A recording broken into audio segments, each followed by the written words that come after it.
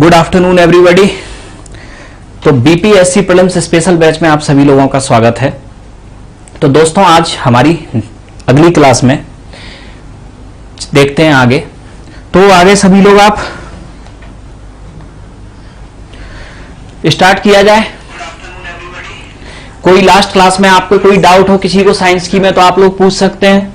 Last class में कोई अगर डाउट है तो आप लोग पूछ सकते हैं।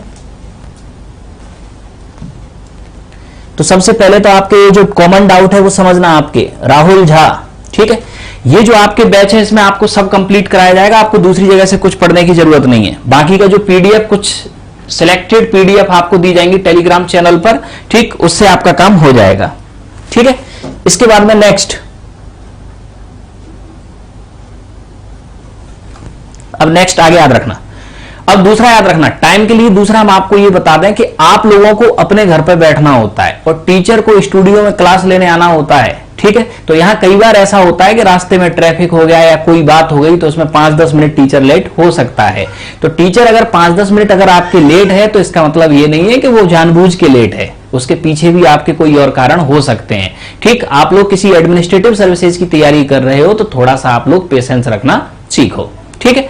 बाकी का आपके क्लास समय के साथ ही आपके स्टार्ट होगी। 2-5 मिनट तो आपकी क्लास वैसे आपके एडजस्ट करने में टाइम लग ही जाता है, ठीक है। स्टार्ट करें तो फिर तो आगे आते हैं। तो लास्ट क्लास में हम लोग आपके देख रहे थे कैरेक्टरिस्टिक ऑफ लिविंग, यानी कि आपके जीवों की विशेषताएं। तो जीवों की विशेषताओं में आपको जो सबसे पहली आपको हमने जो विशेषताएं आपके बताई थी, ठीक है। कैरेक्टरिस्टिक ऑफ लिविंग में सबसे पहले हमने आपको बताया था आपके कि अगर आपके कोई जीव है तो आपके उसकी पहली विशेषता सेलुलर ऑर्गेनाइजेशन, यानी कि आपके कोशिकीय संगठन। प्रत्येक जीव आपके कोशिकाओं का आपके एक समूह होता है, यह बताया था आपको लास्ट क्लास में, ठीक है। कोशिकीय संगठन, तो प्रत्येक आपके जो जीव आपके होता है ये आपके क्या होता है, कोशिकाओं का आपके एक समूह होता है, ठीक।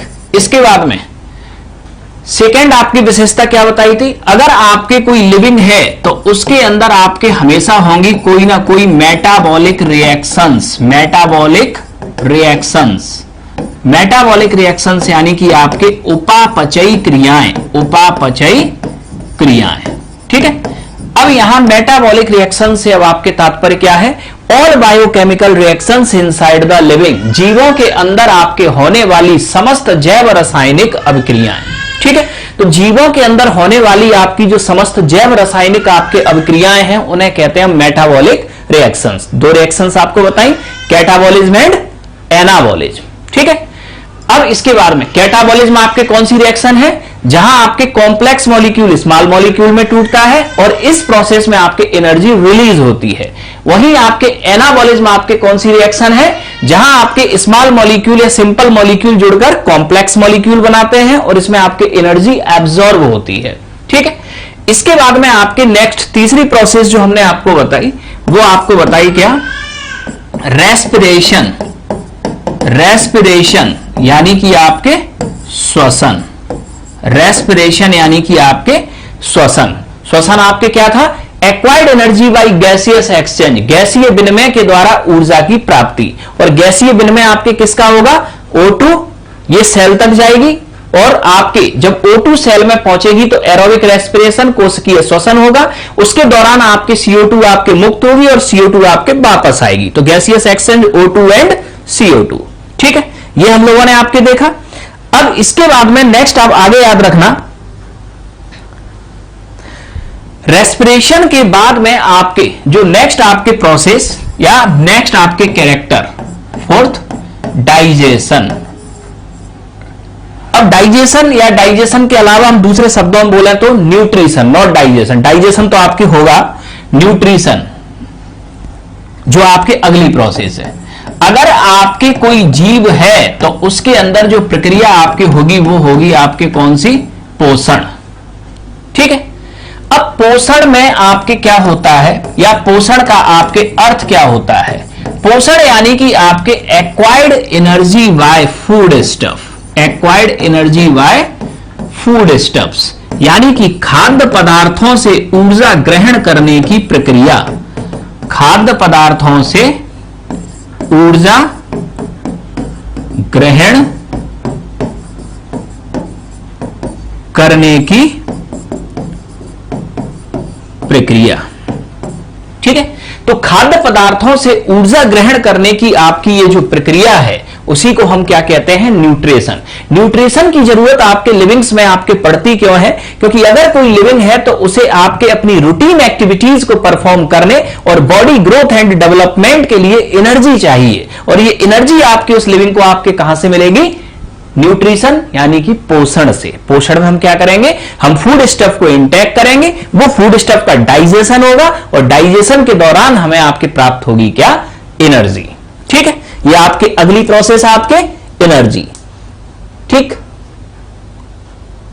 नेक्स्ट याद रखना मयंक, आपके एक डाउट है, एटीपी एनर्जी का फॉर्म है। ठीक, तो एटीपी यानी कि एडिनो ट्राइफॉस्फेट, इसी को कहते हैं हम सेलुलर एनर्जी या सेलुलर करेंसी। ठीक है, जिस फॉर्म में आपके कोशिका के अंदर ऊर्जा बनती है, अलग से आपके कोई एनर्जी नहीं होती। ठीक, कोशिका जिस फॉर्म में ऊर्जा बनाती है या ग्रहण करती है उसी को कहते हैं एटीपी, एडिनो ट्राइफॉस्फेट। ठीक है, इसके बाद में आपके नेक्स्ट और आगे आते हैं। अब रेस्पिरेशन के बाद में नेक्स्ट अब आपके अगला पॉइंट आप समझना, न्यूट्रिशन, न्यूट्रिशन एंड रेस्पिरेशन। अब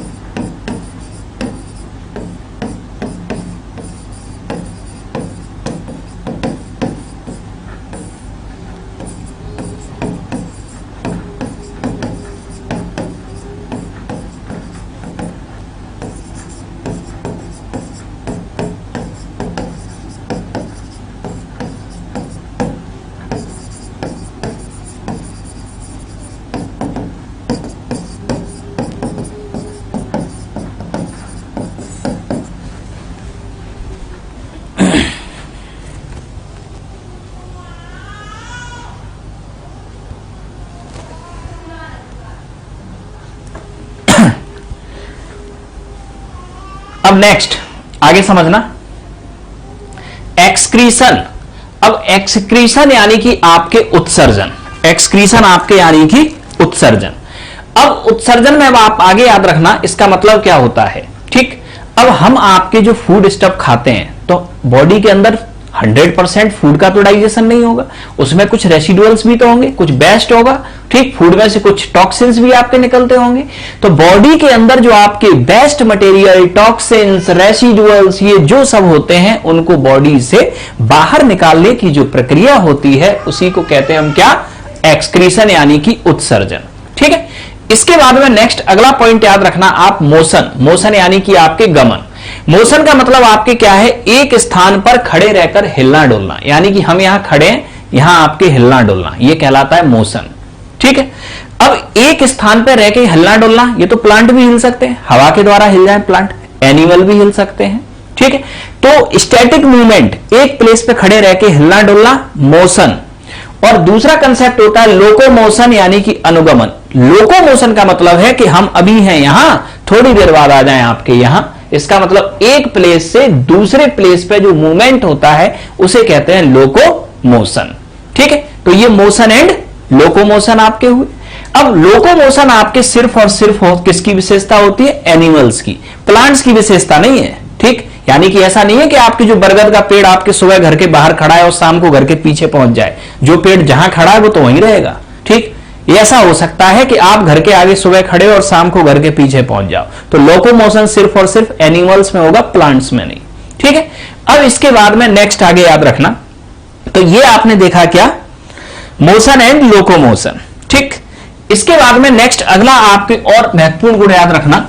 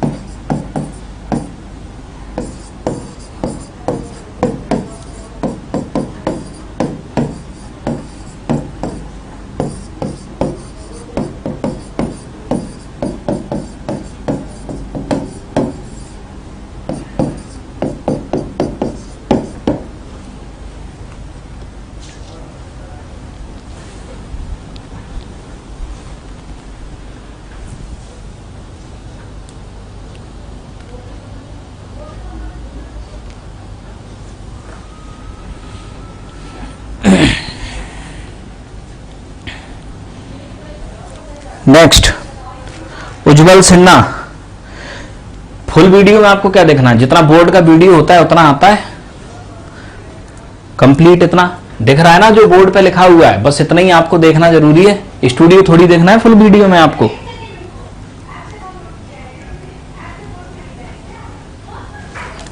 तो अब यहां बड़े महत्वपूर्ण शब्द समझना, रेस्पॉन्सिवनेस और एडेप्टेशन, यानी कि प्रतिक्रियाशीलता और अनुकूलन, इन दोनों में क्या अंतर होता है? रेस्पॉन्सिवनेस का मतलब होता है पर्यावरण के विरुद्ध प्रतिक्रिया, यानी कि रिएक्ट अगेंस्ट एनवायरमेंट। अब समझना इससे तात्पर्य क्या है? मान लो कि आप लोगों को हल्की सी गर्मी लगी, आपने पंखा चला लिया। ठीक, आपने पर्यावरण के अगेंस्ट प्रतिक्रिया दी। और गर्मी लगी, कूलर चला लिया। और गर्मी लगी, एसी चला लिया। इसका मतलब क्या हुआ? आप चैलेंज करते जा रहे हो एनवायरनमेंट को। ठीक है, अब दूसरा समझना, एडेप्टेशन, पर्यावरण के अनुकूल स्वयं को ढालना। जैसे हल्की गर्मी लगी तो आपने सफेद कपड़े पहन लिए, और गर्मी लगी तो शर्ट उतार दी, बनियान में आप आ गए। ठीक है, और गर्मी लगी तो आप नहा लिए, और आपके गर्मी लगी तो आपने क्या किया? घास फूस के छप्पर चारों तरफ डाले और उसके ऊपर पानी छिड़क दिया जिससे कि ठंडी हवा अंदर आने लगे। तो ये क्या हुआ? यहां पर्यावरण को चैलेंज नहीं कर रहे, पर्यावरण के अकॉर्डिंग स्वयं को ढाल रहे हो। ठीक है, तो यहां याद रखना कि अनुकूलन करने की अगर क्षमता आपकी ज्यादा होगी तो सर्वाइवल कैपेसिटी ज्यादा होगी, आप ज्यादा जीवन निर्वाह करोगे। सामान्यतः जो पेड़ पौधों की जो उम्र होती है वो एनिमल से ज्यादा आपके इसलिए होती है क्योंकि आपके ये जो पेड़ पौधे होते हैं ये एनवायरमेंट के अकॉर्डिंग सर्वाइव करते हैं। ठीक है, और मनुष्य सामान्यतः या लिविंग आपके जो जीव होते हैं, मनुष्य या एनिमल, ये एनवायरमेंट के अकॉर्डिंग आपके सर्वाइव नहीं करते, ये एनवायरमेंट को चैलेंज देने की कोशिश करते हैं। ठीक है, जैसे कि हम बोलते हैं ना आपके जीवों में सबसे ज्यादा उम्र आपकी होती है कछुए की, टॉर्टॉइज। तो कछुए की क्यों होती है? कछुए ने सिर अपना अंदर किया तो फिर सर्दी गर्मी बरसात कोई फर्क नहीं पड़ता उसे। ठीक है, तो आपके ये होता है सिस्टम, रेस्पॉन्सिवनेस एंड एडेप्टेशन। तो ये रेस्पॉन्सिवनेस एंड एडेप्टेशन आपके ये हुआ। ठीक है, अब नेक्स्ट आगे याद रखना, ऐप पर आप लोगों की क्लास चालू है, ठीक है, ऐप पर भी क्लास आपके चल रही है, पहली चीज तो आपके ये समझ लो, ठीक। दूसरा ये याद रखना, ऐप पर जिन जिन लोगों की क्लास आपके नहीं चल रही है वो ऐप पर आपके फोन करके ऑफिस में चालू करवा लीजिए क्लास, ठीक, क्योंकि YouTube पे मैक्सिमम कल ही क्लास और चलेगी, YouTube पे आपकी क्लास कल ही मैक्सिमम और चलेगी, फिर इसके बाद में आपकी क्लास ऐप पर चलेगी, ठीक है, ये ध्यान रखना। तो YouTube वाले जितने भी आप लोग हैं जो इस क्लास को आज YouTube पे आपके देख रहे हैं, आप ऑफिस में फोन करके आप ऐप पर अपनी क्लास को ट्रांसफर करवा लीजिए। जिन लोगों ने आपके एडमिशन आपके नहीं लिया है आपके इस बैच में, ठीक है, वो लोग आज अपना एडमिशन ले सकते हैं, ठीक है, क्योंकि फिर आपके एक जनरल सीटों के बाद में आपके एडमिशन आपके क्लोज हो जाएंगे कल के बाद में, और फुल फ्लैश अब आपकी फिर ये क्लास स्टार्ट हो जाएगी, ठीक। तो जो लोग इन्होंने एडमिशन नहीं लिया है आपके, ठीक, या आपके कोई दोस्त और एडमिशन लेना चाहें तो वो कल तक आपके इस एडमिशन की प्रक्रिया को पूरा कर सकते हैं। फिर कल YouTube पे आपके लास्ट क्लास चलेगी और उसके बाद में सारी की सारी क्लासेस ऐप पर आपके शिफ्ट हो जाएंगी, ठीक है। और जो लोग एडमिशन ले चुके हैं और उनकी क्लास अगर ऐप पे नहीं चल रही तो वो ऑफिस में फोन लगा के अपनी क्लास को एक बार चेक कर लें। चलिए अब हम आते हैं आगे, ठीक। अब नेक्स्ट अब हम आगे देखते हैं। तो ये हमने आपके जनरल कैरेक्टर आपके देखे, किसके? जनरल कैरेक्टर आपके लिविंग के, कि एक लिविंग में आपके क्या विशेषताएं होती हैं। अब हम आते हैं आपके अपने टॉपिक के ऊपर, ठीक है। बायोलॉजी के अंदर अगर हम आपके देखें तो आपके जो हमने बीपीएससी के टॉपिक्स आपके देखे, उसमें जो सबसे ज्यादा देखा वो आपके जो ये देखा गया कि बायोलॉजी में जो आपके क्वेश्चंस लगातार पूछने की प्रवृत्ति रही है वो आपके किस किस टॉपिक से? Nutrition, digestive system, glandular system, nervous system, इन 4-5 से तो आपके सबसे ज्यादा प्रवृत्ति रही है। तो सबसे पहले तो हम इन्हीं टॉपिक को खत्म करेंगे आपके जहां से क्वेश्चन सबसे ज्यादा पूछे जाते हैं, ठीक है। तो अब हम आते हैं सबसे पहले आपके किस पे? अपना पहला टॉपिक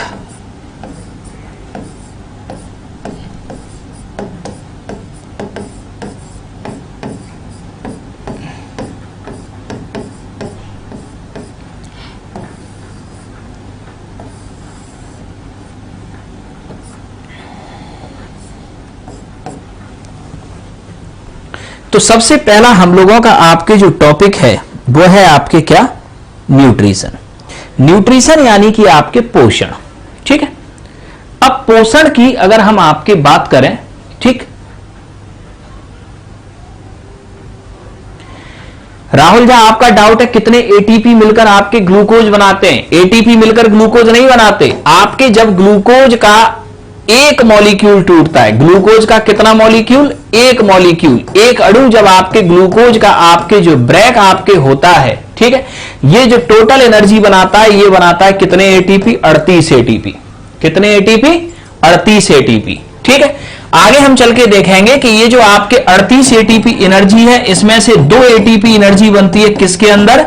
ग्लाइकोलिसिस साइकिल के अंदर, ग्लाइकोलिसिस साइकिल के अंदर। और 36 एटीपी आपके ये जो एनर्जी बनती है ये बनती है आपके क्रेब्स साइकिल के अंदर। और यही जो आप क्रेब्स साइकिल देख रहे हो ये क्रेब्स साइकिल होता है माइटोकॉन्ड्रिया के अंदर। इसीलिए हम कहते हैं mitochondria is the powerhouse of the cell. ये क्वेश्चन आता है ना कि माइटोकॉन्ड्रिया को हम सेल का पावर हाउस क्यों कहते हैं, ठीक, क्योंकि जो ग्लूकोज आपके टूटता है कोशिका के अंदर वो 2 हिस्सों में टूटता है, एक ग्लाइकोलिसिस साइकिल में, एक क्रेब्स साइकिल में। ग्लाइकोलिसिस साइकिल में 2 एटीपी एनर्जी बनती है और क्रेब्स साइकिल में 36 एटीपी एनर्जी बनती है। तो एक मॉलिक्यूल ग्लूकोज के टूटने पर 38 एटीपी एनर्जी बनती है, इसमें से आपके 36 एटीपी क्रेब्स साइकिल में बनती है। और क्रेब्स साइकिल माइटोकॉन्ड्रिया के अंदर आपके होता है और माइटोकॉन्ड्रिया को इसी वजह से हम कहते हैं powerhouse of the cell. Next, अब हम आगे आते हैं। नेक्स्ट आपके सोनू कुमार, LSW ऑप्शनल की अगर हम आपकी क्लास की बात करें, ठीक है, तो LSW ऑप्शनल आपके अभी ऑनलाइन अवेलेबल नहीं है। चलिए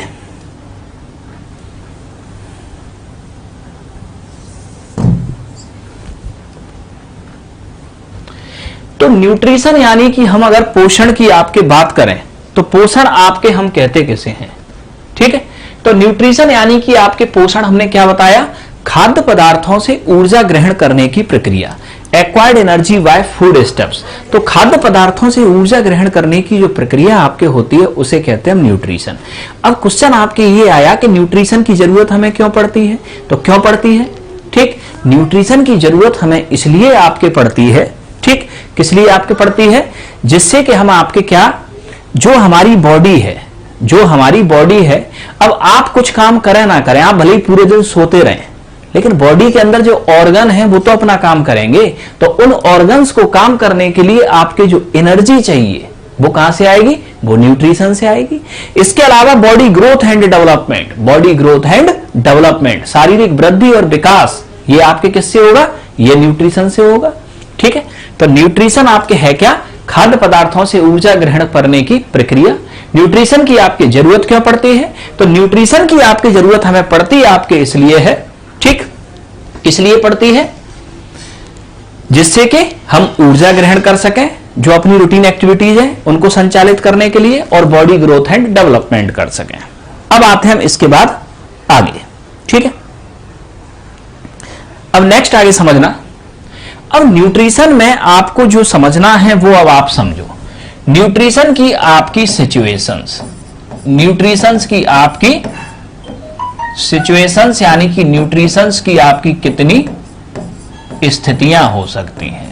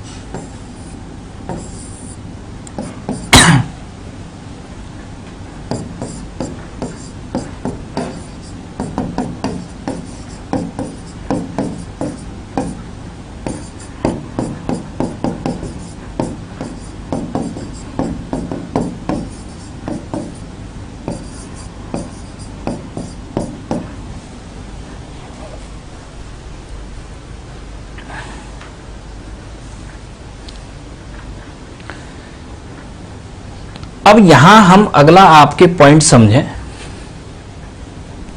न्यूट्रिशन आपके अगर हम देखें तो पोषण की आपके 3 स्थितियां होती हैं किसी भी व्यक्ति के आपके अंदर, ठीक है।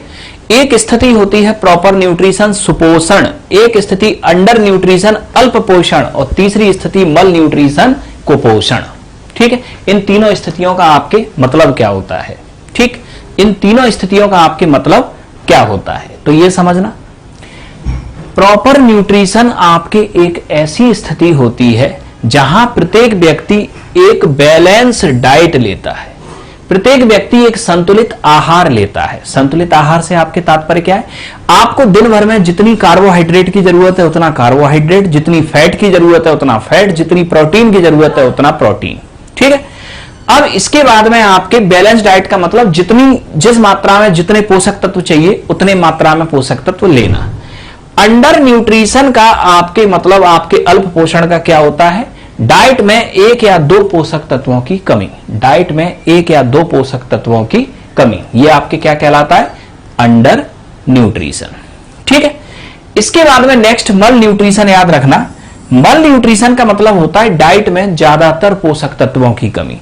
अब डाइट में अगर ज्यादातर पोषक तत्वों की आपके कमी है, ठीक है, तो अब यहां मल न्यूट्रिशन का मतलब क्या है, डाइट में ज्यादातर पोषक तत्वों की कमी है, इसका मतलब आप लोग हेल्दी डाइट नहीं खरीद पा रहे हो, ठीक है। तो इसका सीधा सीधा सा अर्थ है कि आप लोगों के पास परचेजिंग पावर आपके नहीं है, परचेजिंग पावर यानी क्रय शक्ति क्षमता नहीं है, इसका मतलब कहीं ना कहीं गरीबी का प्रभाव आपके ज्यादा है, ठीक है। तो जहां कहीं भी आपके पैसे की कमी होगी वहां हमेशा लोग मल न्यूट्रिशन यानी कि कुपोषण से ग्रस्त होंगे, और मल न्यूट्रिशन की स्थिति में व्यक्ति आपके बिल्कुल पतले, बीमार, इस टाइप के आपको व्यक्ति दिखाई देंगे, ठीक है।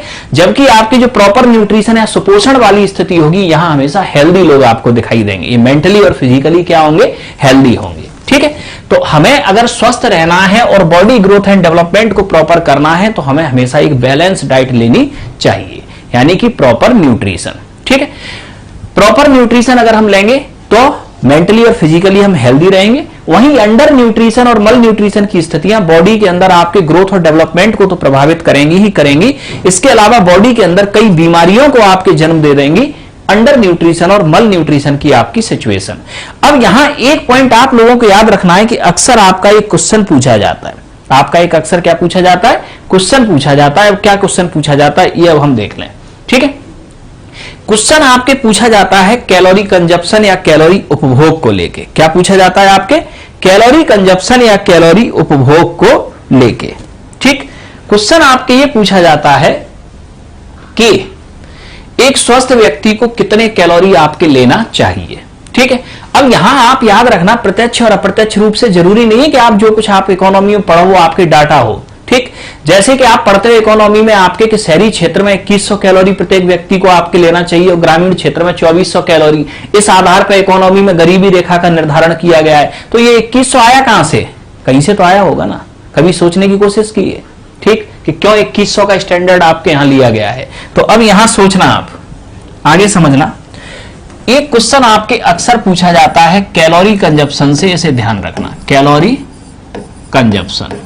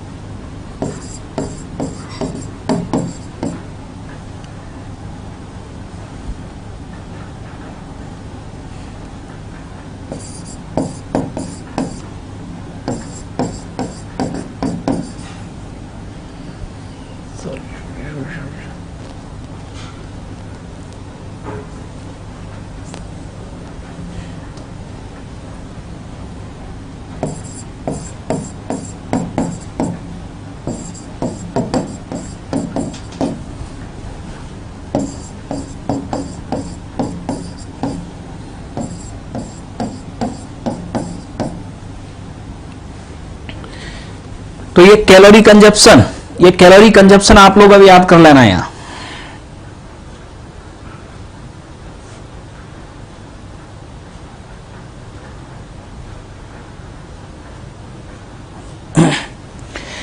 तो कैलोरी कंजप्शन में ये याद रखना कि आपके एक स्वस्थ व्यक्ति को कितनी कैलोरी आपके चाहिए, ये निर्धारित आपके किसने किया? कोई तो निर्धारित किया होगा ना आपके। तो एक स्वस्थ व्यक्ति को आपके कितनी कैलोरी चाहिए ये निर्धारित करने का आपके काम किसने किया? ये किया आपके किसने? WHO, वर्ल्ड हेल्थ ऑर्गेनाइजेशन ये डिसाइड करता है। वर्ल्ड हेल्थ ऑर्गेनाइजेशन आपके कहता है कि एक व्यक्ति को कितनी कैलोरी चाहिए, ये डिपेंड करता है उसके द्वारा किए जाने वाले कार्य की प्रकृति के आधार पर। ठीक, कि व्यक्ति कार्य क्या कर रहा है, फिर वह मेल है या फीमेल है, इस आधार पर कैलोरी का निर्धारण आपके होता है। ठीक, अब यहां याद रखना नेचर ऑफ वर्क में एक कार्य होता है आपके हल्का कार्य। हल्का कार्य आपके कहते कैसे हैं? हल्का कार्य आपके जो स्टूडेंट लाइफ में आपके होता है। कैसे? सुबह 7 बजे आपके सो के उठे, 8 बजे 4 पराठे का आपके नाश्ता किया, इसके बाद में आप कोचिंग वोचिंग गए। ठीक है, कोचिंग वोचिंग से आप 12-1 बजे आपके लौट के आए, फिर 7 रोटियां आपके खाई और उसके बाद में आपके खींच के 2 घंटे की गहरी नींद सो गए। ठीक, इसके बाद शाम को आराम से आपके उठे, किसी चौराहे पे दोस्तों के साथ जाके आपके चाय पी। ठीक है, चाय पी के आप शाम को फिर घर आए और घर पे फिर 8 रोटियां आपके खाई, खींच के आपके डिनर किया और उसके बाद में पढ़ने के लिए किताब उठाई थी, तब तक आ गई नींद। ठीक, यानी कि इस पूरे सिस्टम में यही समझ में नहीं आया कि आपने कार्य क्या किया और निकल गया पूरा दिन। ठीक है, यानी कि जैसे ही आप रात में किताब उठाएंगे क्या होगा? नींद आ जाएगी। यह आपके कार्य हुआ। अब आपके इसमें होगा सिस्टम ये कि यहां क्लियर ही नहीं हुआ कि आपके पूरे दिन में कार्य क्या किया। अब आपने किया हो या ना किया हो, लेकिन बॉडी के अंदर आपके जो बॉडी ऑर्गन्स हैं वो तो काम कर रहे हैं। बस यही कार्य होता है लाइट वर्क, हल्का कार्य। इस हल्के कार्य को करने के लिए भी मेल को चाहिए 2000 कैलोरी। ठीक, ये तो ठीक है, और इसे करने के लिए फीमेल को चाहिए 2100 कैलोरी। अब क्वेश्चन आपके ये आया कि मेल को कम कैलोरी चाहिए और फीमेल को ज्यादा, जबकि काम तो एक भी नहीं कर रहा। ठीक, तो अब ये क्या चक्कर है? तो अब ये चक्कर आपके ये है कि एक बायोलॉजिकल डिस्क्रिमिनेशन होता है आपके, जैविकीय भेदभाव आपके होता है। प्रकृति ने किया है आपके ये भेदभाव मेल और फीमेल के बीच में। ये जो फीमेल होती हैं आपके, इनकी जो बोलने की क्षमता होती है, कम्युनिकेशन स्किल, ये मेल से ज्यादा होती है। ठीक, यानी ये ऑल टाइम सोने के अलावा कुछ ना कुछ बोलती ही रहती है। ठीक है, और जब आपके ये सोने के अलावा कुछ ना कुछ बोलती ही आपके रहेंगी तो स्वाभाविक सी बात है इनके जो एनर्जी का कंजप्शन होगा वो ज्यादा होगा। इसलिए लाइट वर्क में आपके, ठीक, जो मेल है उसे आपके चाहिए 2000 कैलोरी और फीमेल को आपके चाहिए 2100 कैलोरी। ठीक, तो ये जो 2100 कैलोरी का जो स्टैंडर्ड है ना कि मिनिमम सर्वाइवल के लिए कितनी कैलोरी चाहिए, 2100 कैलोरी ये स्टैंडर्ड दिया है WHO ने। और इसी के आधार पर हम भारत में गरीबी रेखा या पॉवर्टी लाइन का आपके निर्धारण करते हैं। याद कीजिए, जब इकोनॉमी में आप लोग पॉवर्टी लाइन या गरीबी रेखा पढ़ते हैं तो वहां एक डाटा आता है कि प्लानिंग कमीशन ने आपके शहरी क्षेत्र के लिए गरीबी रेखा किसे निर्धारित किया? 2100 कैलोरी पर डे पर पर्सन, और ग्रामीण क्षेत्र में 2400 कैलोरी पर पर्सन। तो ये स्टैंडर्ड आपके WHO का आपके दिया गया है। ठीक है, पहली चीज तो ये हुई। अब यहां समझना, अब भारत के अंदर अब हम इस कैलोरी कंजप्शन को देखें तो आप लोग कभी कुछ खाना खाते हो तो कभी मेजर किया है आप कितनी कैलोरी खाते हो? कैलोरी कितनी खानी चाहिए और किससे कितनी कैलोरी मिलती है ये आपको बताता है डाइटिशियन। और भारत में आपके कोई भी व्यक्ति डाइटिशियन की सलाह नहीं लेता। भारत में चाहे ब्रेकफास्ट हो, चाहे लंच हो, चाहे डिनर हो, यहां एक ही सिद्धांत होता है, तब तक खाना है जब तक आपके पेट ना ठूस ठूस के भर जाए। ठीक, यानी कि यहां क्वालिटी से कोई मतलब नहीं है, क्वांटिटी पूरी होनी चाहिए। चावल हो तो कुकर भर के और रोटियां हो तो 12। ठीक, तो ये होता है यहां सिस्टम। अब आते हैं इसके बाद में नेक्स्ट। अब आगे समझना आप लोग, तो ये आपने कैलोरी कंजप्शन में सबसे पहले देखा ये। अब आगे समझना, एक होता है 8 आवर वर्क। 8 आवर वर्क मतलब ऑफिशियल वर्क या ऑफिशियल काम जो आप करते हो। इसमें मेल को आपके 3000 कैलोरी और फीमेल को 2500 कैलोरी। सेम भारी वर्क में मेल को 3500 कैलोरी और फीमेल को 3000 कैलोरी। क्यों? क्योंकि यहां आपके जो फिजिकल एफिशिएंसी या आपके जो शारीरिक क्षमताएं होती हैं फीमेल की मेल के तुलना में हल्की सी कम होती हैं। इस वजह से आपके कैलोरी का गैप आ जाता है। ठीक है, तो ये आप लोगों ने आपके देखा क्या यहां। अब नेक्स्ट, अब इसके बाद में नेक्स्ट अब हम आगे आते हैं। अब कैलोरी कंजप्शन के बाद में नेक्स्ट अब समझना,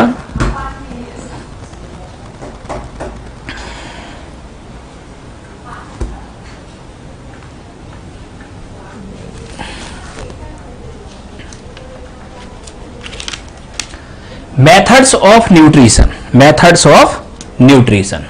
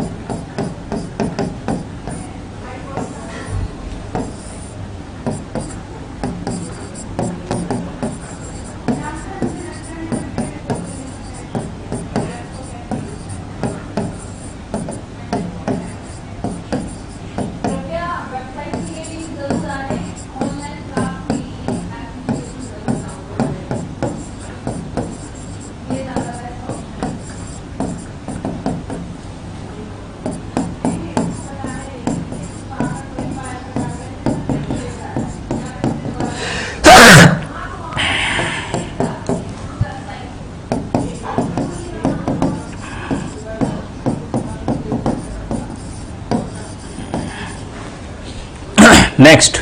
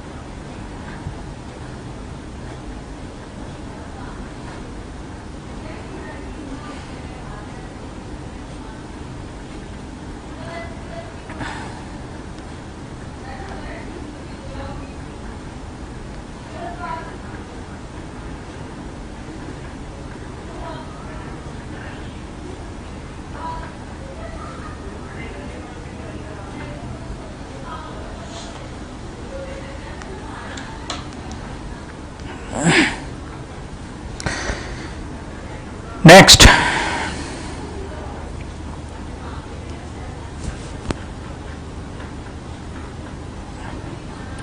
तो नेक्स्ट आप कुछ डाउट देख लें। डेली का टाइमिंग आप लोगों को बताया था 1 से लेके 5 के बीच में आपकी टाइमिंग रहेगा और इस पूरे बीच में आपकी 2 क्लासेस चलेंगी, यही आपका डेली का टाइम रहेगा। ठीक है, पहली चीज तो आपके ये। अब इसकी अगर हम पीडीएफ की बात करें तो आपके पीडीएफ आपके नहीं मिलेगा। ठीक, PDF history, geography, polity, economy, science इनका नहीं मिलेगा, सिर्फ करंट का मिलेगा। इसमें से कुछ आपको फैक्चुअल जो पोर्शन होते हैं उसके पीडीएफ आपको रविंद्र आईएएस के टेलीग्राम चैनल पे मिल जाएगा। ठीक है, वो आपके अपलोड होता रहेगा। नेक्स्ट आगे याद रखना, नोट डाउन करना चाहो तो बिल्कुल कर सकते हो।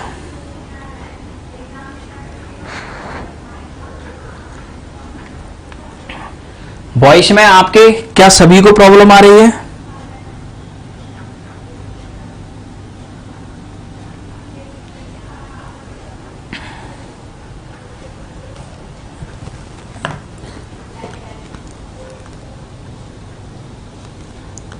अब नेक्स्ट आगे समझना, अब यहां आगे से ये समझना अब आप मेथड्स ऑफ न्यूट्रिशन यानी कि आपके पोषण की विधियां।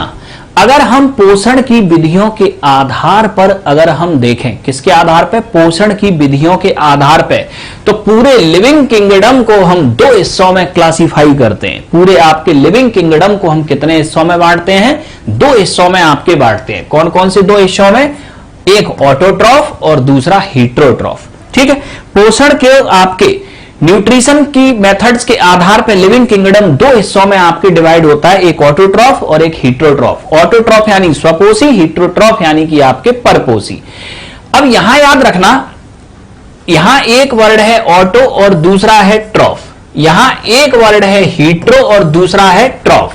ठीक है, ऑटो का जो मतलब होता है ये होता है सेल्फ, और ट्रॉफ का मतलब आपके होता है न्यूट्रिशन।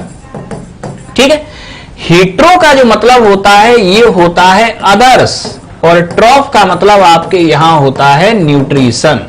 इसका मतलब आपके क्या हुआ?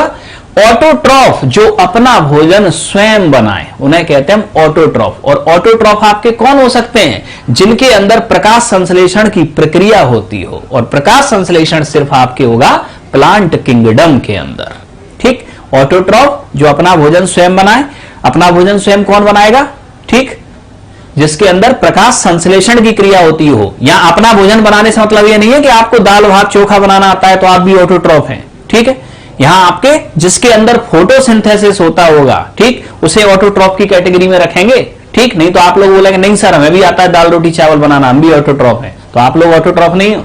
ठीक है, इसके बाद में हीट्रोट्रॉफ। हीट्रोट्रॉफ का मतलब जो अपने भोजन के लिए दूसरे पर निर्भर रहे। अपने भोजन के लिए दूसरे पर निर्भर रहे मतलब जिसके अंदर फोटोसिंथेसिस या प्रकाश संश्लेषण ना होता हो। ठीक है, और ये आपके होगा एनिमल किंगडम। क्या होगा आपके? Animal kingdom. ठीक है, अब नेक्स्ट आगे याद रखना, आगे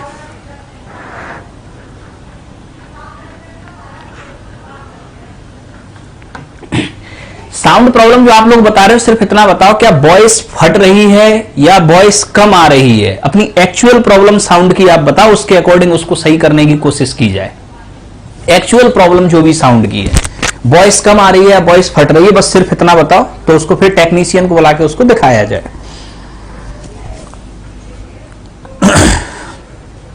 अब नेक्स्ट,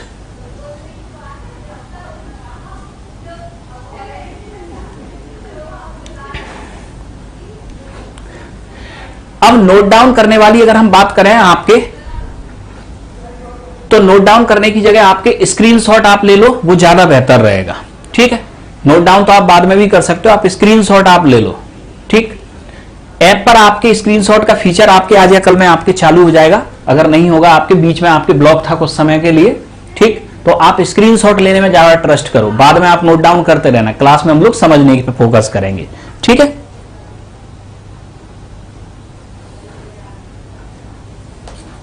पंकज कुमार, हम लोग किस में आएंगे? किस में आओगे? खुद ही देख लो। अगर आपके अंदर प्रकाश संश्लेषण होता है तो ऑटोट्रॉफ में आओगे, नहीं होता है तो हीट्रोट्रॉफ में आओगे। होता है क्या प्रकाश संश्लेषण आपके अंदर?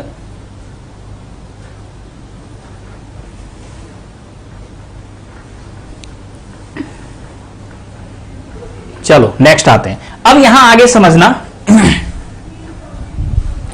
अब हम आपके जो हीट्रोट्रॉफ कैटेगरी आपके ये जो देख रहे हैं, हीट्रोट्रॉफ यानी कि आपके परपोषी। अब हीट्रोट्रॉफ कैटेगरी की अगर हम आपके बात करें तो इस कैटेगरी के अंदर आपके एनिमल किंगडम आपके आया। अब इस कैटेगरी में भी हम 3 टाइप में क्लासिफिकेशन करते हैं। कौन कौन सा? हीट्रोट्रॉफ में एक कैटेगरी होती है सैप्रोफाइटिक, सैप्रोफाइटिक यानी कि मृतोपजीवी।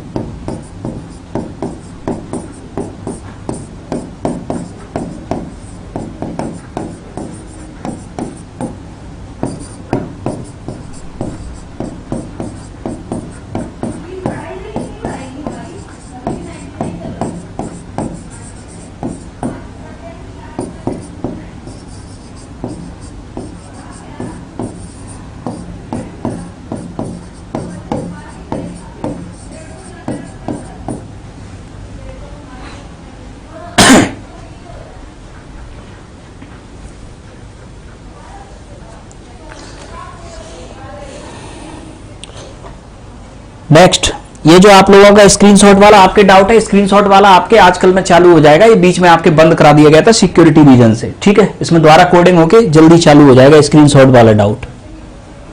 दूसरा आगे समझना। नेक्स्ट याद रखना, निकिता, आपका ये जो डाउट है ऐप पे आपके यूजर नेम चेंज नहीं हो रहा, आप ऑफिस में कांटेक्ट कर लीजिए, ऑफिस के नंबर पे, ठीक है, वहां से आप चेंज करा लीजिए।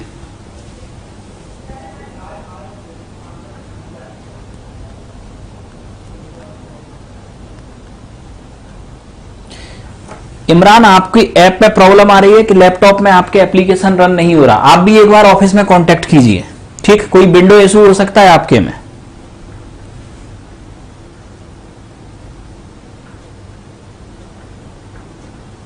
चलिए समझते हैं। अब हीटरोट्रॉफ की अगर हम आपके बात करें तो परपोसी आपके कौन से होते हैं? एनिमल किंगडम, ठीक, जो अपना भोजन स्वयं नहीं बनाते, जो अपने भोजन के लिए दूसरे पर निर्भर रहते हैं, ये कैटेगरी आपके हीटरोट्रॉफ आपके कहलाती है, राइट। अब यहां आपको आगे याद रखना है कि हीटरोट्रॉफ की आपकी ये जो कैटेगरी है, इसमें आपके फिर 3 सब कैटेगरी आपके हो सकती हैं, ठीक। पहली सब कैटेगरी आपके सैप्रोफाइटिक, मृतोपजीवी। कौन सी सब कैटेगरी? सैप्रोफाइटिक, यानी कि आपके मृतोपजीवी, सैप्रोफाइटिक, ठीक है। दूसरी पैरासिटिक, परजीवी, और तीसरी होलोजोइक यानी कि संभोजी। 3 कैटेगरीज आपकी हुई। सैप्रोफाइटिक कैटेगरी आपकी मृतोपजीवी, ये कौन सी कैटेगरी होती है? बेजीव जिनके अंदर पाचन नहीं होता, बेजीव जिनके अंदर पाचन नहीं होता। तो सैप्रोफाइटिक में आपने देखा क्या, ये बेजीव हैं जिनके अंदर आपके क्या नहीं हो रहा? पाचन नहीं हो रहा। अब बेजीव जिनके अंदर आपके पाचन नहीं हो रहा, यानी कि ये मुंह से खाना खा नहीं सकते, यानी इनकी बॉडी के अंदर खाना टूटेगा नहीं। पाचन आपके कौन सी प्रक्रिया होती है? आप जो खाना खाते हो वो बॉडी के अंदर छोटे छोटे टुकड़ों में टूट जाए और उससे ऊर्जा आपके मुक्त हो, ये होती है पाचन। लेकिन मृतोपजीवी जो कैटेगरी है, इनके अंदर आपके पाचन नहीं होता। और खास बात यह है कि ये रासायनिक प्रक्रिया से क्या करते हैं? भोजन का निर्माण करते हैं, या रासायनिक प्रक्रिया से आपके ऊर्जा ग्रहण करते हैं। मृतोपजीवी कैटेगरी में आपके जो आती है वो आती है फंगी, यानी कि फंगस, यानी कि कवक जिसे हम कहते हैं। और best non fungi is mushroom. ये याद रखना, एग्जाम में क्वेश्चन आपके पूछा जाता है कि मशरूम आप जो खाते हो वो बेसिकली है क्या? मशरूम आपके एक फंगी है, ठीक है, मशरूम आपके एक फंगी है, ठीक, ये ध्यान रखना। मनीष, आपका इशू है टाइमिंग इशू। टाइमिंग इशू आपका ये है 1 बजे से लेके 5 बजे तक आपकी क्लास है। इसमें 1 से 3 तक पहला सेशन और 3 से 5 तक दूसरा सेशन, ठीक है। 1 से 3 तक पहला सेशन और 3 से 5 तक दूसरा सेशन। ये 4 घंटे आपके पर डे क्लास के टाइमिंग है, ठीक है। अब इसमें आपके 5-10 मिनट टीचर लेट आए तो एक अलग बात है, otherwise 1 to 3 first session, 3 to 5 second session, ठीक। इसके बाद में अगर आप इस टाइम पे आप मिस कर देते हैं क्लास तो फिर आपके पास वीओडी विकल्प भी है, आप वीडियो ऑन डिमांड भी आप देख सकते हैं, ठीक। तो हमने आपको बताया सैप्रोफाइटिक यानी कि मृतोपजीवी, बेजीव जिनके अंदर पाचन नहीं होता, ये केमिकल प्रोसेस से फूड का निर्माण करते हैं, लाइक आपके फंगी यानी कि कवक, ठीक। मशरूम आपके बेस्ट नॉन फंगी आपके होती है, ठीक है। इसके बाद में हम आते हैं आपके पैरासिटिक। पैरासिटिक की अगर हम आपकी बात करें तो पैरासिटिक आपके वे होते हैं जिनके अंदर पाचन नहीं होता, यानी इनमें भी पाचन नहीं हो रहा, इनमें भी नहीं हो रहा, ठीक। ये दूसरे जीव से ऊर्जा ग्रहण करते हैं, यानी इनके खुद के अंदर डाइजेशन नहीं होता, ये तो सीधे दूसरे जीव से ऊर्जा ले लेते हैं, जैसे कि आपके वायरस। वायरस आपकी बॉडी के अंदर गया तो ये आपकी बॉडी से एनर्जी ग्रहण करना शुरू करेगा। अब पैरासिटिक में प्रॉब्लम यह है कि वायरस ने ऊर्जा तो ग्रहण कर ली तो ये हमारी बॉडी को तो हार्मफुल क्रिएट कर देगा, यानी कि नुकसान पहुंचा देगा और खुद अपना डेवलपमेंट करना शुरू कर देगा। पैरासिटिक कैटेगरी में आपके एक स्पीसीज हमेशा किसमें रहती है, घाटे में, और एक स्पीसीज हमेशा फायदे में रहेगी। वहीं आप गांव में देखते हो अमरबेल, कुस्कुटा भी आपके पैरासिटिक कैटेगरी में आती है। अमरबेल जिस पेड़ के ऊपर आपके आ जाएगी उस पूरे पेड़ को आपके सुखा देगी और कुछ आपकी हरी भरी बनी रहेगी। ठीक, तो दूसरी कैटेगरी आपके कौन सी होती है, पैरासिटिक। दूसरी कैटेगरी पैरासिटिक। ठीक है, नेक्स्ट आगे याद रखना holozoic category. Holozoic category, holozoic category की अगर हम बात करें तो आपकी होलोजोइक कैटेगरी वो होती है जिनके अंदर पाचन यानी कि डाइजेशन होता है, जिनके अंदर आपके पाचन यानी कि आपके डाइजेशन होता है।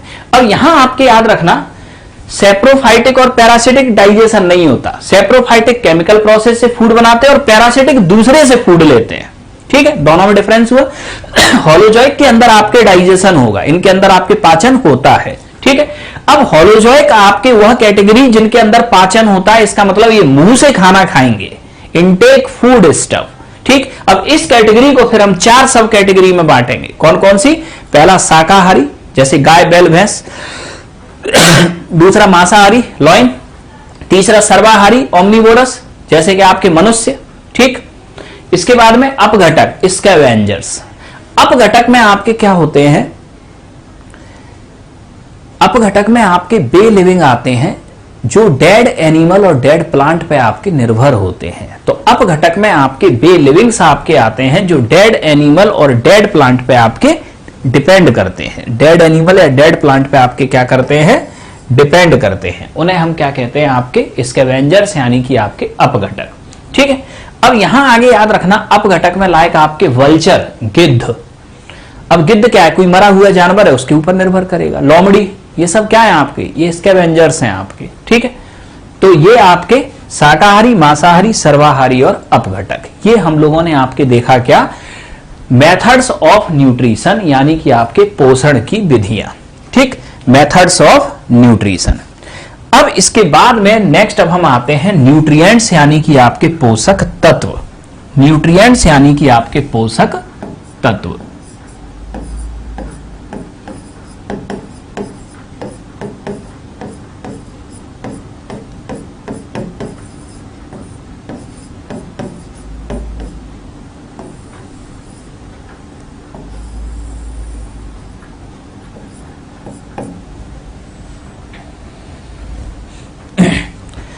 तो सबसे पहले तो अब हम आपके ये समझें कि न्यूट्रिएंट्स यानी कि पोषक तत्व हम कहते किसे हैं। ठीक है, वे एलिमेंट जो हमें ऊर्जा प्रदान करें और हमारी शारीरिक वृद्धि एवं विकास के लिए आवश्यक हों। ठीक है, तो पोषक तत्व किन्हें कहते हैं, वे एलिमेंट जो हमें ऊर्जा प्रदान करें और हमारी शारीरिक वृद्धि एवं विकास के लिए आवश्यक हों, उन्हें हम कहते हैं आपके न्यूट्रिएंट्स यानी कि आपके पोषक तत्व। ठीक है, तो पोषक तत्व आपके elements provide us energy and required for physical and mental growth and development. ठीक है, उन एलिमेंट्स को हम कहते हैं न्यूट्रिएंट्स यानी पोषक तत्व। अब पोषक तत्वों में आपको जो समझना है वो ये कि अगर हम पोषक तत्वों की अगर हम आपके बात करें तो पोषक तत्वों का आपके क्लासिफिकेशन किस आधार पे आपके होता है। पोषक तत्वों का क्या समझना है आपको, क्लासिफिकेशन, यानी कि इनका समझना है आपको वर्गीकरण।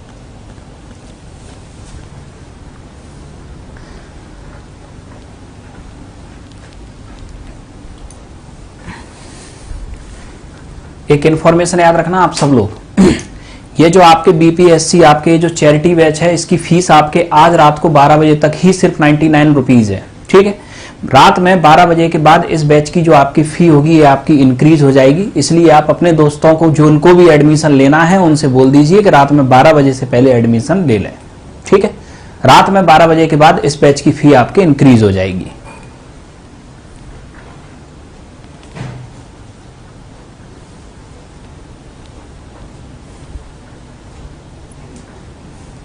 अब नेक्स्ट आगे याद रखना न्यूट्रिएंट्स यानी कि पोषक तत्वों की अगर हम आपके बात करें तो पोषक तत्वों का अगर हम आपके वर्गीकरण करें आपके, तो एक वर्गीकरण तो होता है उनकी यूटिलिटी यानी कि उनकी उपयोगिता के आधार पे कि किस पोषक तत्व की उपयोगिता आपके क्या है। ठीक, और दूसरा वर्गीकरण होता है इनके केमिकल कंपोजिशन यानी कि रासायनिक संगठन के आधार पे कि आपके किस पोषक तत्व का निर्माण आपके किन केमिकल एलिमेंट से, आपके रासायनिक तत्वों से, ठीक, एलिमेंट से या कंपाउंड से आपके मिलकर हुआ है। ठीक है, अब नेक्स्ट यहां आगे याद रखना जो समझना है, सबसे पहले यूटिलिटी के आधार पर अगर हम देखें तो आपके पोषक तत्वों की पहली कैटेगरी वे पोषक तत्व जो ऊर्जा प्रदान करें, एनर्जी प्रोवाइडर। एनर्जी प्रोवाइडर में आपके कार्बोहाइड्रेट और फैट। ठीक, बॉडी के अंदर आपके जो सबसे ज्यादा आपके एनर्जी देता है वो देता है आपके कार्बोहाइड्रेट। यानी कि अगर बॉडी को आपके 100 यूनिट एनर्जी की जरूरत है तो 70 यूनिट एनर्जी बॉडी कार्बोहाइड्रेट से लेती है। ठीक, उसके बाद में आपके फैट से और उसके बाद में आपके प्रोटीन से। ठीक है, तो energy provider carbohydrate and fat. ठीक है, सबसे ज्यादा एनर्जी कार्बोहाइड्रेट, उसके बाद फैट। फिर वे पोषक तत्व जो आपके शारीरिक वृद्धि व विकास के लिए आवश्यक हैं यानी कि रिक्वायर्ड फॉर फिजिकल, ठीक, ग्रोथ एंड डेवलपमेंट। ठीक, required for physical growth and development, तो ऊर्जा प्रदायक यानी कि एनर्जी प्रोवाइडर, एनर्जी प्रोवाइडर। ठीक, शारीरिक वृद्धि व विकास के लिए जरूरी, रिक्वायर्ड फॉर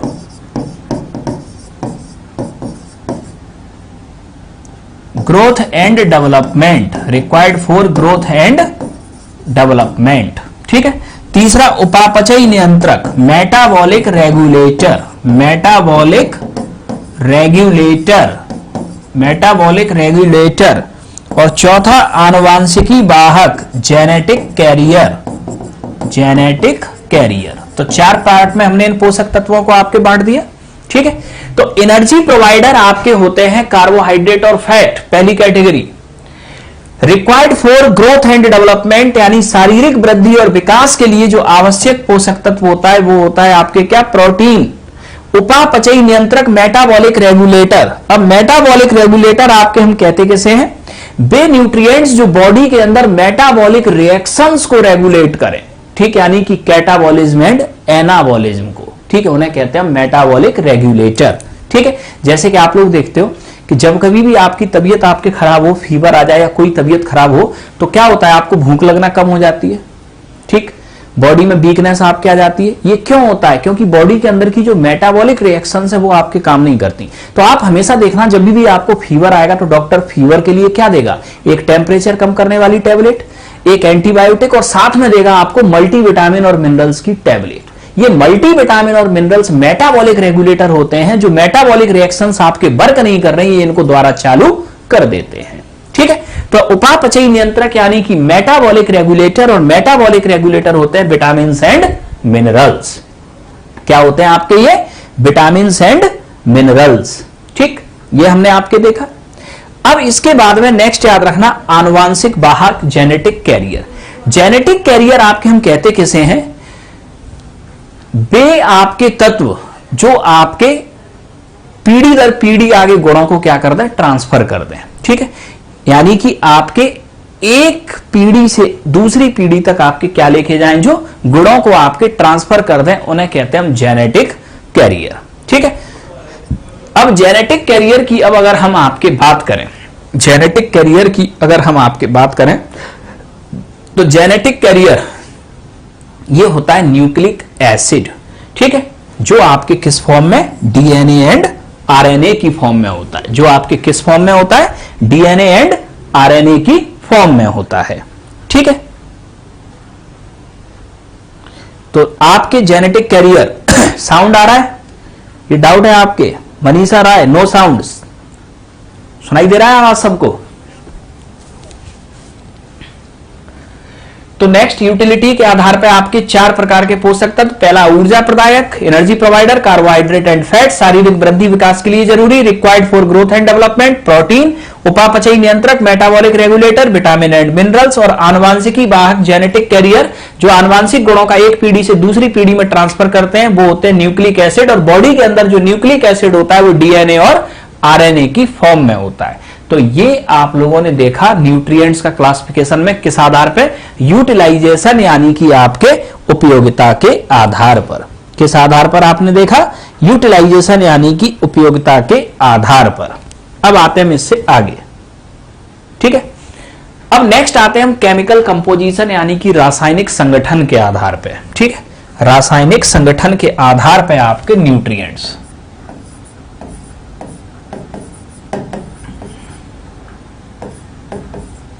अब न्यूट्रिएंट्स का अब हम क्लासिफिकेशन देखते हैं किस आधार पे, केमिकल कंपोजिशन, रासायनिक संगठन।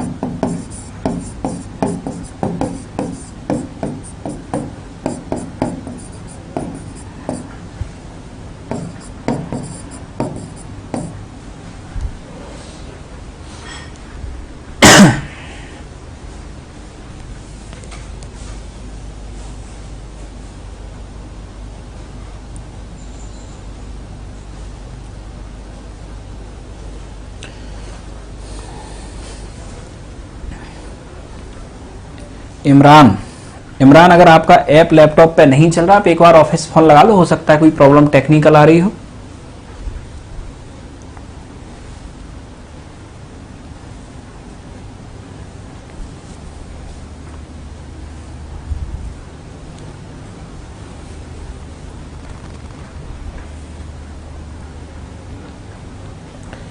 अब नेक्स्ट आगे याद रखना, रासायनिक संगठन के आधार पर अगर हम आपके ठीक न्यूट्रिएंट्स को आपके देखें तो न्यूट्रिएंट्स की 7 कैटेगरी होती हैं। पहला कार्बोहाइड्रेट, दूसरा फैट, तीसरा प्रोटीन, चौथा विटामिन, पांचवा मिनरल, छठवां वाटर, सातवां आपके रफेज यानी कि आपके रेसे। ठीक, ये 7 पार्ट में आपके न्यूट्रिएंट्स की कैटेगरी आपके क्या होती है, डिवाइड होती है। इसमें से जो कार्बोहाइड्रेट, फैट और प्रोटीन, इन तीनों को हमने एक बॉक्स में रखा है, विटामिन मिनरल को एक बॉक्स में रखा है।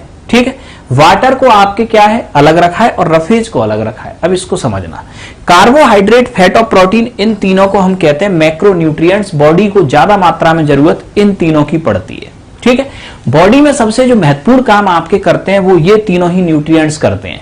दूसरा याद रखना, ह्यूमन बॉडी के अंदर सिर्फ कार्बोहाइड्रेट, फैट और प्रोटीन के ही पाचन करने वाले एंजाइम पाए जाते हैं। ह्यूमन बॉडी के अंदर सिर्फ कार्बोहाइड्रेट, फैट और प्रोटीन का ही डाइजेस्ट करने वाले एंजाइम पाए जाते हैं। इसलिए ह्यूमन बॉडी में सिर्फ और सिर्फ कार्बोहाइड्रेट, फैट और प्रोटीन का डाइजेशन होता है। अब यहां जो आपको समझाना चाह रहे हैं वो समझना, बॉडी को एनर्जी हमेशा उसी न्यूट्रिएंट से मिलेगी जिसका डाइजेशन होगा, क्योंकि डाइजेशन में क्या होता है, कॉम्प्लेक्स मॉलिक्यूल सिंपलर मॉलिक्यूल में टूटेंगे, जटिल अणु सरल अणु में टूटेंगे और ऊर्जा मुक्त करेंगे। बॉडी को एनर्जी हमेशा उसी एलिमेंट से मिलेगी जिसका डाइजेशन होता है। तो यह ध्यान रखना कि बॉडी को एनर्जी सिर्फ कार्बोहाइड्रेट, फैट और प्रोटीन से ही मिल सकती है, क्योंकि बॉडी के अंदर सिर्फ कार्बोहाइड्रेट, फैट और प्रोटीन का ही डाइजेशन होता है। यह क्लियर हुआ आपके? ठीक है, अब दूसरा यहां आप लोगों को जो नेक्स्ट याद रखना है, ठीक, वो अगला आप याद रखना, vitamin and mineral. Vitamin and mineral, इनको हम कहते हैं माइक्रो न्यूट्रिएंट्स। ठीक है, इनकी जरूरत शरीर को कम मात्रा में पड़ती है। दूसरा याद रखना आपके कि बॉडी के अंदर आपके इनका डाइजेशन नहीं होता, बॉडी के अंदर इनका डाइजेशन नहीं होता। किसका डाइजेशन? विटामिन और मिनरल्स का डाइजेशन बॉडी के अंदर नहीं होता। ठीक है, अब इसका मतलब जिन न्यूट्रिएंट्स का डाइजेशन बॉडी के अंदर नहीं होता उससे हमें ऊर्जा नहीं मिलती। ठीक, जिस न्यूट्रिएंट्स का डाइजेशन बॉडी के अंदर नहीं होता उससे हमें ऊर्जा नहीं मिलती। ठीक है, दूसरा याद रखना, पानी का भी डाइजेशन बॉडी के अंदर नहीं होता। ठीक, पानी का एब्सॉर्प्शन होता है, सीधा अवशोषण होता है। ठीक है, रफेज, इनका भी डाइजेशन यानी पाचन बॉडी के अंदर नहीं होता, लेकिन रफेज या जो रेसे होते हैं, जो फाइबर होते हैं, ये डाइजेशन में मदद करते हैं, यानी कि पाचन में मदद करते हैं। ठीक है, तो यहां कार्बोहाइड्रेट, फैट और प्रोटीन, सिर्फ इन तीनों का डाइजेशन होगा, इन्हें मैक्रो न्यूट्रिएंट बोलेंगे। विटामिन, मिनरल, इन्हें माइक्रो न्यूट्रिएंट, इनका भी डाइजेशन नहीं होगा, इनका भी नहीं होगा। ये हमने सातों आपके देखे। अब यहां एक एक करके हम ठीक आगे देखते हैं इन सातों आपके एलिमेंट्स को। ठीक, तो सबसे पहले हम आपके इसमें उठाते हैं कार्बोहाइड्रेट। कार्बोहाइड्रेट, ठीक है, तो पोषक तत्वों में आपके सबसे पहला पोषक तत्व आपके कार्बोहाइड्रेट।